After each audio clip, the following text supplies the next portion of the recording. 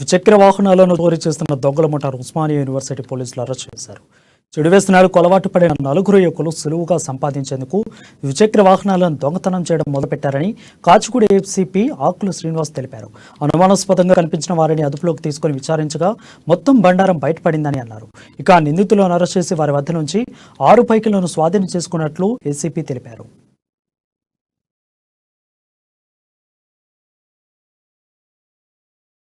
5:30 Osmania university police station సంబంధించిన crime beat constable చూస్తున్న ఒక 4 వ్యక్తులు 2 ఎన్ఫీల్డ్ బుల్లెట్ వెహికల్తో సహా అనుమానం ప్రశ్నిస్తే వీళ్ళకు సరైన సమాధానం చెప్పకపోతే వాళ్ళను తర్వాత వెహికల్ని తీసుకొని వచ్చి పోలీస్ స్టేషన్లో ఉన్న ఆ డిటెక్టివ్ సబ్ ఇన్స్పెక్టర్ భిక్షం ముందు ప్రవేశపెట్టడం జరిగింది. తర్వాత విచారిస్తే వీళ్ళు ఈ మా పోలీస్ స్టేషన్కి సంబంధించిన 2 క్రైమ్ కేసుల్లో ఇన్వాల్వ్ ఉన్న